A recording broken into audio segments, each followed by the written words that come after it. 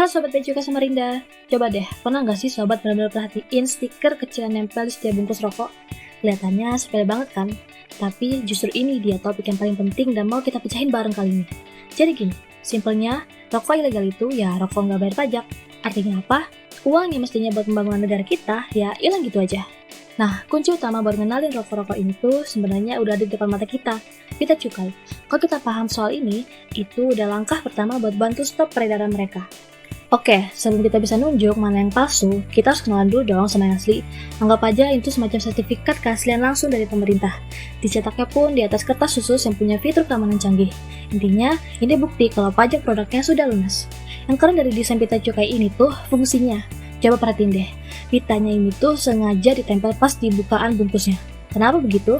Tujuannya biar pas bungkusnya pertama kali dibuka, pitanya langsung sobek atau rusak. Jadi nggak bisa tuh dilepas terus ditempel lagi ke bungkus lain. Oke, kita udah kenalan sama yang asli. Sekarang waktunya kita intip yang ilegal.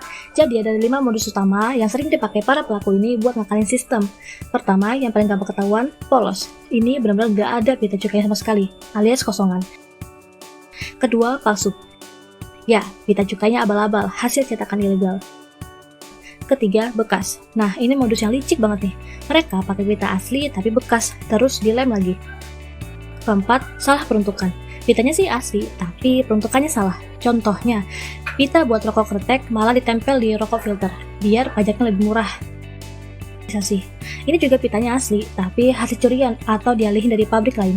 Jadi kodenya itu nggak nyambung sama produknya. Nah, selanjutnya kita bakal bandingin antara yang asli dan palsu. Yuk kita lihat bedanya di mana. Petunjuk visual pertama, dan ini yang paling kelihatan, adalah kualitas cetaknya. Pita cukai yang asli itu dicetak dengan presisi super tinggi, tulisannya pasti tajam, detailnya dapet, dan jelas banget dibaca. Nah, kalau yang palsu biasanya kelihatan buram, warnanya agak pudar, kadang tintanya kayak beberan gitu. Coba deh perhatiin, bedanya kelihatan banget kok. Oke, sekarang kita lihat fitur keamanan andalannya, hologram. Coba deh sobat gerakin bungkus rokok yang asli. Hologramnya itu bakal berubah warna secara dinamis, kayak ada efek 3D-nya gitu, keren kan? Nah, kalau yang palsu, hologram itu mati, datar aja, nggak ada efek apa-apa, cuma kayak stiker silver biasa. Sekarang kita masuk ke yang nggak kelihatan sama mata telanjang. Kertas pita cukai yang asli, itu di dalamnya ada serat-serat halus warna biru dan kuning. Dan kalau kita sinari pakai sinar UV, bakal muncul titik-titik warna oranye sama biru. Itu teknologi yang canggih dan sulit tiru sama pemalsu yang modelnya cuma kertas HVS biasa. Jadi gampangnya, ingat aja checklist ini waktu ngecek. Kalau salah satu aja nggak ada atau kelihatan aneh, wah itu udah red flag. Oke, jadi kita udah tahu nih cara ngebedainnya. Terus gimana soal konsekuensi hukumannya? Dan yang paling penting, apa sih yang bisa kita lakuin buat bantu? Ini tuh bukan pelanggaran enteng. Undang-undangnya udah tegas banget bilang kalau memasukkan atau bahkan cuma pakai pita cukai palsu itu adalah tindak pidana serius, yaitu pada pasal 55 Undang-Undang Nomor 39 Tahun 2007. Dan hukumannya bukan main-main loh. Pelakunya bisa kena ancaman penjara mulai dari 1 sampai 8 tahun. Ada penjara masih ada dendanya lagi. Pelaku bisa didenda sampai 20 kali lipat dari nilai cukai yang mereka coba gelapkan.